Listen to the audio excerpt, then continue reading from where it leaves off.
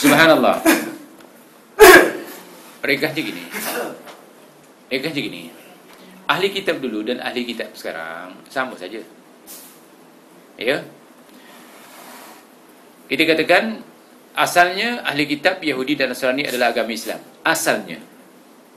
Kerana nabi mereka adalah nabi kita. Quran mengatakan la nufarriqu baina ahadin min rusuli. Kami tidak membeza-bezakan di antara rasul-rasul. Rasul dulu, rasul sekarang tak ada beza. Dan kenapa tak ada beza? Rasul-rasul dulu beragama Islam. Inna dina indallahil Islam. Agama Islam Allah adalah agama Islam. Mereka agama Islam. Cuma kitab yang dibawa oleh para nabi dan para rasul dulu kita tak boleh pakai kerana penganut agama tersebut yuharrifunal kalima an mawadhi'i. Penganut agama yang dikatakan ahli kitab Yahudi Nasrani sudah berubah kitabnya, sudah buat bid'ah, macam-macam bid'ah dimasukkan dalam kitabnya. Maka bila turun Rasulullah SAW, Nabi Muhammad SAW, maka kitab-kitab itu mansuh. Kenapa kitab itu mansuh? Dibatalkan dengan Al-Quran. Kitab-kitab yang sebelum Al-Quran dimasukkan kerana sudah diubah dalamnya. Sehingga Tuhan itu satu. Yang wajib disembah yakni Allah. Tetapi bagi orang Yahudi dua Tuhannya, satu di bawah, satu di atas. Siapa diusir? Bermacam mana? Bermakna agama mereka sudah rosak, berubah tauhidnya. Asalnya tauhid menyembah satu Tuhan yakni Allah. Akhirnya menyembah dua Tuhan. Begitu juga Nasara.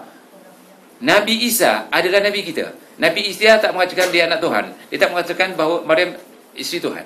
Dia mengatakan bahawa sebagaimana Allah mengatakan, "Wa ma arsalna min qablika mir rasulin illa nuhi ilaihi annahu la ilaha illa ana fa'buduni." Tidak kami utus walaupun seorang nabi atau rasul kecuali diwahyukan kepadanya bahawa tiada Tuhan yang wajib disembah kecuali aku, maka sembahlah aku.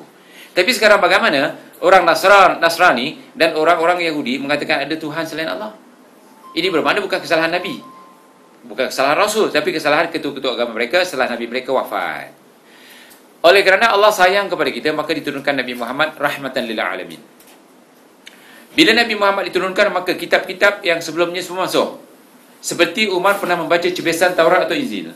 Rasulullah SAW dengan sangat marahnya, akhirnya Umar dilarang oleh Rasulullah SAW membaca cebisan Taurat atau Injil. Jadi Umar bila kena marah, ambil cebisan tu dicampak ke tempat pembakaran.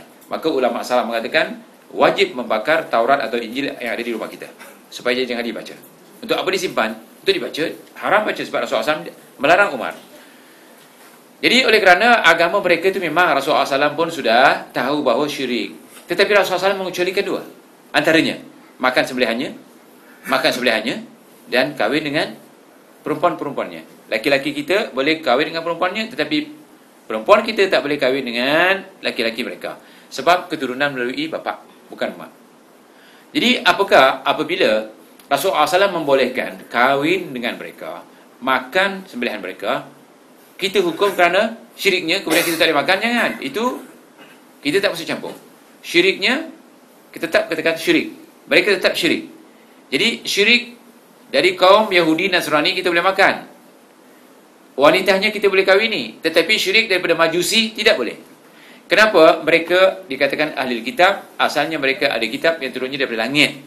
Jadi daripada Allah Subhanahu Wa Taala. Jadi kita katakan bahawa ya boleh dikahwini, ya boleh dimakan. Jangan kita katakan oh ini syirik katanya. Syirik ahli kitab Yahudi Nasrani kita boleh makan makanannya, sembelihannya. Ya. Jadi itu tidak diubah. Kalau ada ustaz mengatakan Yahudi dulu, Yahudi sekarang tak sama, memang tak sama. Kalau Yahudi yang ikut Nabi itu tak sama, tapi kemudian Yahudi dah tak ikut Nabi lagi. Rasulullah SAW tahu kan? Begitu juga Nasrani.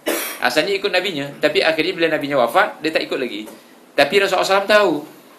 Jadi kita boleh makan.